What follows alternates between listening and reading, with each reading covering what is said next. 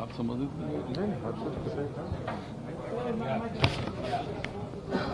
आज के इस प्रेस कॉन्फ्रेंस में उपस्थित जनता दल यूनाइटेड के राष्ट्रीय अध्यक्ष श्री राजीव रंजन सिंह जी, यहाँ उपस्थित हमारे उप मुख्यमंत्री तारकिशोर प्रसाद जी,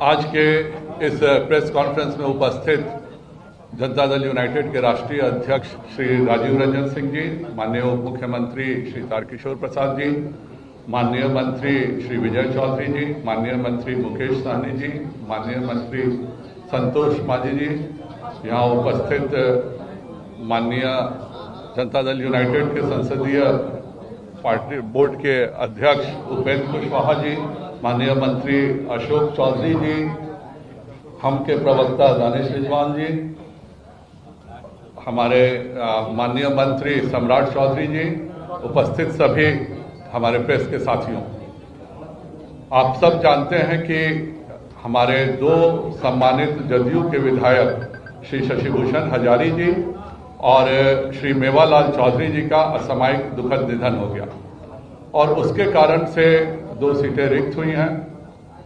चुनाव आयोग ने चुनाव की घोषणा कर दी है और एनडीए ने मिलकर के यह निर्णय लिया है कि हम 164 तारापुर विधानसभा से श्री राजीव कुमार सिंह जी को हम चुनाव के लिए नॉमिनेट कर रहे हैं।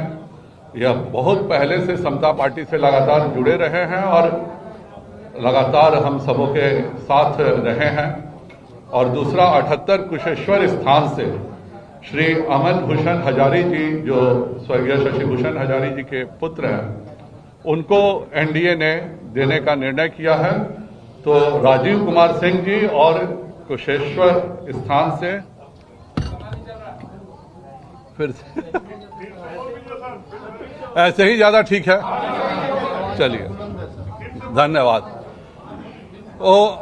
तो हमने पूरी एनडीए ने यह निर्णय लिया है कि हम 164 तारापुर से श्री राजीव कुमार सिंह जी, जो बहुत वर्षों से समता पार्टी से लगातार जुड़े रहे हैं, माननीय मुख्यमंत्री जी के संघर्ष के समय से समता पार्टी से वह लगातार उनके साथ रहे हैं, वैसे राजीव कुमार सिंह जी को हम 164 तारापुर से चुनाव लड़ाएंगे और 78 कुशेश्वर स्थान से श्री अमन भूषण हजारी, जो कि स्वर्गीय शशिभूषण हजारी जी के सुपुत्र हैं, वह एनडीए के संयुक्त उम्मीदवार के तौर पर दोनों अपना नामांकन करेंगे।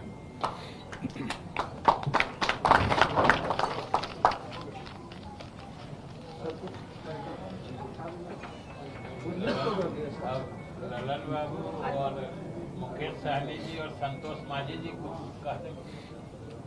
देखिए संजय जी ने आप लोगों को बता दिया कि राष्ट्रीय जनतांत्रिक गठबंधन के 2 उम्मीदवार हैं।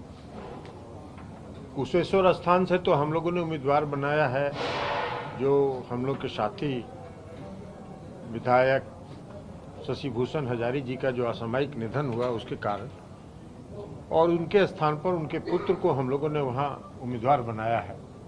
और उसी तरह तारापुर में भी हम लोग चाहते थे स्वर्गीय मेवालाल चौधरी जी के पुत्र को उम्मीदवार बनाना, लेकिन चूंकि वो विदेश में रहते हैं, उन्होंने असमर्थता जताई, हम चुनाव नहीं लड़ना चाहते हैं, हम अमेरिका में रहते हैं। तो इसलिए जो एक कार्यकर्ता हम लोग के साथ सब दिन से समता पार्टी के समय से जो एक साथी हम लोग के साथ जुड़े रहे हैं और वहाँ काम करते रहे हैं, उनको राजीव कुमार सिंह को हम लोगों ने वहाँ से उम्मीदवार बनाया। और राष्ट्रीय जनतांत्रिक गठबंधन दोनों सीटों पर उपचुनाव में पूरी मजबूती के साथ चुनाव लड़ेगा और पूरी ताकत से हम दोनों सीट वहां से चुनाव जीतेंगे। बहुत लोग मुंगेरी लाल का हसीन सपना भी देख रहे हैं, वो हसीन सपना देखते रहें, सपना सपना ही उनका रह जाएगा। चुनाव अभियान भी साथ चलाइएगा आप सब? स्वाभाविक तौर पर चुनाव अभियान साथ चलेगा। माननीय मुकेश जी, हाँ, पहले मुकेश जी को बोलिए। मुकेश जी और आप संतोष इतना हड़बड़ा कह रहे हैं? बहुत बहुत धन्यवाद। जैसे कि हमारे संजय जी ने ऑलरेडी आप सभी के सामने में हमारे एनडीए के प्रत्याशी का नाम का घोषणा ऑलरेडी कर दिए हैं। मजबूती से एनडीए हम लोग मजबूती से लड़ेंगे और खास करके कुशेश्वर विधानसभा क्षेत्र जो है वहाँ से मैं वोटर भी हूँ, तो मजबूती से मेरा क्षेत्र है और मजबूती से हम लोग वहाँ लड़ेंगे। मुंगेर में भी हमारे तारापुर विधानसभा क्षेत्र है, निश्चित तौर पे हम दोनों जगह जीतेंगे और एकदम सही पे कोई किंतु परंतु मजबूती से लड़ेंगे। धन्यवाद।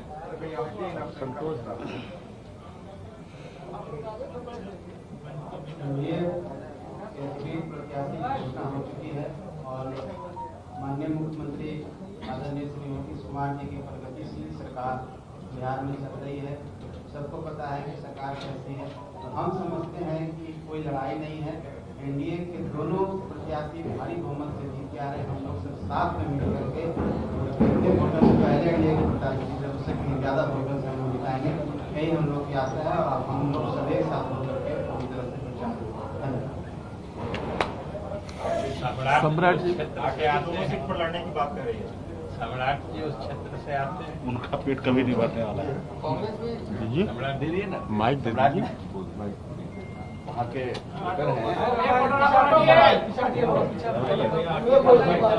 दोनों विधानसभा से एक मंत्री वोटर है।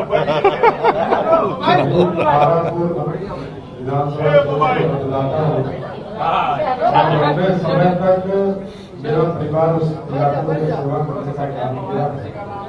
स्वाभाविक तौर पर पूरी तरह एनडीए मजबूती के साथ पिछले चुनाव में भी हम लोगों ने पूरी तरह उस इलाके में एनडीए को जिताने का काम किया था। पहली फेज में उस इलाके के चुनाव और उस इलाके में पूरा सीट लगभग हम लोग ने जीतने का काम किया था। इस बार भी दोनों सीट हम लोग जीतने का काम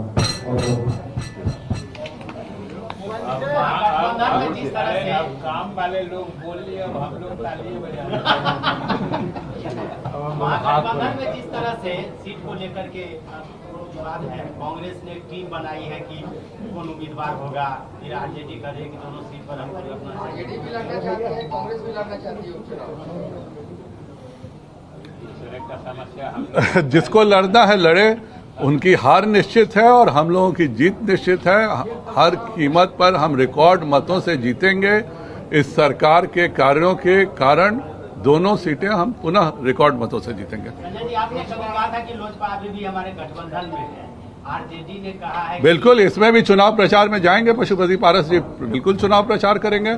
लोजपा पशुपति पारस जी राष्ट्रीय अध्यक्ष है और हमारे साथ हैं। जब अब केंद्र में मैं यहाँ बैठा हुआ हूँ, जब अपने राष्ट्रीय अध्यक्ष को रिप्रेजेंट कर रहा हूँ, तो जो हमारे देश में जो हमारा गठबंधन है, पशुपति पारस जी और लोजपा के वो राष्ट्रीय अध्यक्ष हैं, वह बिल्कुल चुनाव प्रचार में जाएंगे। और क्या होगा? सवाल ये है कि एनडीए में विशेष राज्य के दर्जे को लेकर और जातीय जनगणना को लेकर अपनी अपना राग है। ऐसे में आप जनता के सामने कैसे जाएंगे वो? हम लोग बिल्कुल एक साथ होकर के चुनाव लड़ने जा रहे हैं और जो भी ये सब बातें होती हैं वो अपने जगह पर है।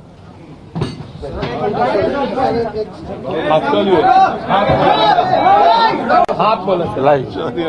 इन लोगों ये फोटो चाहिए।